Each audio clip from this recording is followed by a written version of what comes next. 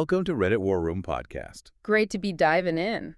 Today, we're doing something a bit different. Instead of a whole stack of sources, we're focusing on just one really captivating personal story. Yeah, it's from the Hair Military Stories community on Reddit. Post title is just, "What did I do?" Simple title, but wow, the story behind it. It's not about, big battles or anything like that. No, it's a small moment. Early 70s Okinawa. But it packs a punch. Absolutely. It shines a light on miscommunication, military hierarchy, just the sometimes weird realities of service life back then. And our mission really is to unpack this, look at it from different angles. Right. Figure out what this little anecdote tells us about how things work, or maybe more accurately, how they don't work sometimes in a place like the military. It's such a great little window. You get bureaucracy, emotion, procedure, all sort of crashing together in this one incident. Okay, so let's get into the story itself. It's told by a U.S. Marine Lance Corporal that's a pretty junior enlisted guy. Right. LCPL, stationed in Okinawa, early 70s. He paints the picture. Standard morning formation, everyone's lined up, probably expecting the usual routine. Business as usual, but then, nope. Something different happens. A few people get called forward. And who gets called? It's an interesting mix. Yeah, you've got the first sergeant, the top enlisted guy in the company. The company gunny, another very senior NCO, gunnery sergeant. A training NCO. And our Lance Corporal. Yeah. About, 5 or 6 people total pulled out in front of everyone. Standing there. And then comes the key moment. The first sergeant asks this one question. He looks at the small group and asks, "Do you have a GED?" Simple question. Seems straightforward enough. And our LCPL. He answers immediately. Truthfully. No, because he doesn't have a GED. Exactly. And he says his first thought is just, okay, answer done. Fall back in. Standard procedure. He figures the staff NCOs, the senior guys, they know what they're doing. They must have a reason for asking that specific question. He assumes there's some logic behind it, some plan he's not privy to, which is, pretty typical for a junior Marine. But then, things start to get weird for him. A few days go by. Yeah, and the training NCO finds him, pulls him aside. And tells him, hey, you're in charge of a detail. Not just any detail. Taking a group of people, civilians, dependents, women, girls down south on the island. For GED classes. Right. And get this. The reason he specifically is put in charge. Because he was the only Lance Corporal called forward who said he didn't have a GED. Think about that. Yeah. He doesn't have a GED. So now he's leading the GED field trip. It makes no sense from his perspective. It feels completely backward. And the training NCO adds this warning. Oh, yeah, a serious warning. The same. Something like, there better not be any complaints or it'll be your ass. So the pressure's on him. He's responsible for this group, this task that he doesn't even understand why he's doing. It's a weird spot to be in. He's basically the senior guy of the people who supposedly need the GED, even though he doesn't need one himself, just because of his rank relative to others initially called out. It's that procedural logic versus practical reality thing. The system followed a step, but missed the whole point. Okay, so fast forward a bit. It's Saturday morning. He's about to get off duty, looking forward to the weekend. And the word comes down. Get to the company office. Now. He says he immediately got that bad feeling. Yeah. Like, uh-oh, either I'm in trouble or maybe bad news from home. He hustles up there. And he walks in, sees the first sergeant and the training NCO waiting, and the vibe. Oh, the vibe was bad. He says it wasn't just serious, it was angry. Like, really angry. Yeah, he describes the first sergeant just starting to scream at him immediately. And he makes a point, he's been yelled at before in the Marines, it happens. But this was different. He calls it a scream. Pure rage. And the first sergeant is demanding, why didn't you tell us you graduated high school? Just letting loose on him. And in the middle of all this yelling, the Lance Corporal gives his answer. Simple, logical. He says, you didn't ask that. You asked if I have a GED. Boom. Just the facts. Can you imagine standing there? This senior NCO is losing it, and you're just stating the literal truth. And the LCPL even points out later in his post the irony. His record book, the one with his high school diploma info, was sitting right there in a drawer behind the first sergeant's desk. They could have checked. The training NCO could have checked. The info was available. But no. They asked one kind of poorly phrased question, made a huge assumption, and now they're blaming him. That's the crux of it, isn't it? The communication breakdown. They assumed no GED automatically meant no high school diploma. Right. Their question wasn't really about the GED itself. It was a filter based on a flawed assumption. And when his answer didn't fit their mental model, their reaction wasn't, maybe we asked the wrong question. Nope. It was, why did you screw this up? Why did you waste our time? It's classic blame shifting. And the description of the first sergeant, Oh, yeah, vivid. The vein popping in the neck, face changing color, voice getting higher pitched, just pure fury. probably a mix of anger and maybe embarrassment. They made a mistake in front of the formation, assigned this detail. And now it's blown up. But instead of owning it, They project it onto the junior guy. And then, right in the middle of this, the dynamic shifts. the company gunny walks in. And the gunny, he kind of brings a different energy. He actually backs up the lance corporal. Yeah. He confirms it. He's right, First Sergeant.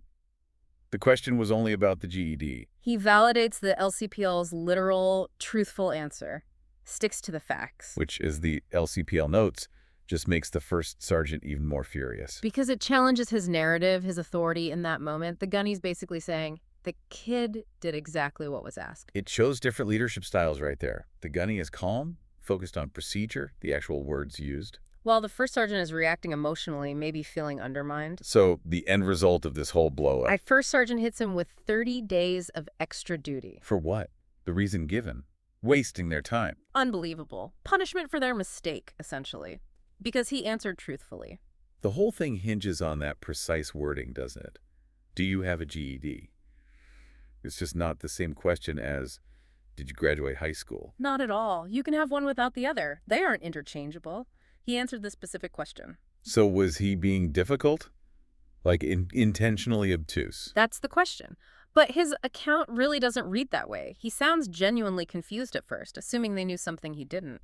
Yeah, it feels more like he was just operating on the principle of answer exactly what the senior NCO asks. Literal interpretation. He wasn't trying to pull a fast one, seems like. He just followed the instruction embedded in the question. Whereas the NCOs, Yeah. their anger wasn't really about him lying. No, it was about their assumption being wrong. Their process failed because they assumed no GED, no diploma. And the anger comes from that frustration, that embarrassment, maybe. Yeah. Easier to blame the LCPL for wasting time than admit they asked a bad question or didn't check the records. It's that projection thing again. Classic hierarchical dysfunction, you could say. Happens everywhere, not just the military. Definitely. And the power dynamic is so stark. This screaming first sergeant relying on rank and intimidation. Compared to the gunny, who's calm, fact-based, even supportive of the junior guy later on. Right. The gunny reportedly told him later about the extra duty, something like, if it's not on paper, it probably isn't legal. Which shows the gunny gets the system, both the official rules and the informal realities. He's advising him to check in, but also hinting the punishment itself might be shaky. Because extra duty is supposed to be documented, right? A formal process. Exactly. The first sergeant just yelling it out in anger, that's more like immediate power play than proper procedure. And it's interesting, the Reddit comments really back up the LCPL's perspective, too. Oh, yeah. Lots of people, probably with similar service experience, were like, yep, I'd have answered the same way. They got the logic immediately. That literal interpretation wasn't seen as weird or malicious by others familiar with that kind of environment. And that analogy someone posted, schizoid rainbow, I think. Perfect. The bar analogy, are you 21? Yes. But your license says 23. Gotcha. Man, that's not what that means. It nails it.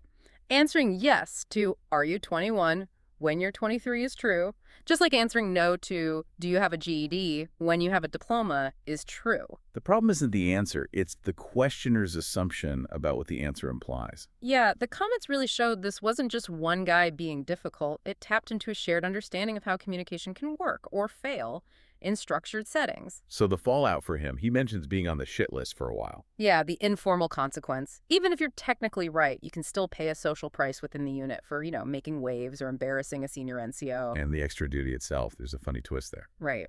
He says it often ended by 8 a.m. on Saturdays because, basically, nobody wanted to supervise it.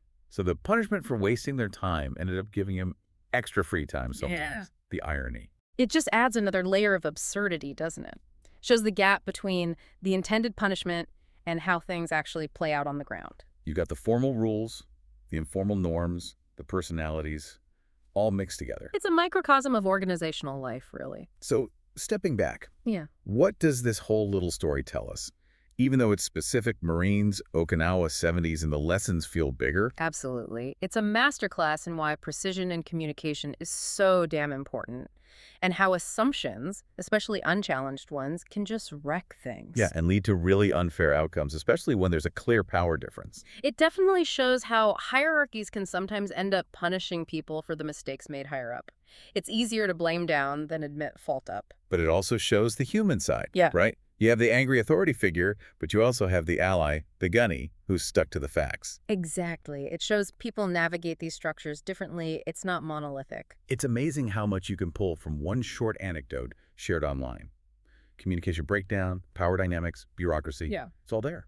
A tiny story, but it holds up a mirror to bigger organizational truths. It really makes you stop and think about the questions you get asked every day, or the questions you ask others. And maybe more importantly, the assumptions hiding underneath those questions. What's not being said? Yeah. Are you answering the literal words, or are you trying to guess the real question? It challenges you, to be clearer yourself and maybe a bit more critical about the assumptions flying around. So here's something to maybe chew on this week. Think about your own conversations. How often do you answer just the literal question asked? Versus how often you try to figure out the underlying meaning, the intent, what the other person thinks they're asking or wants to hear. And what are the trade-offs? When does being literal help? And when might it, well, land you 30 days extra duty, metaphorically speaking? Definitely something to think about in your next interaction.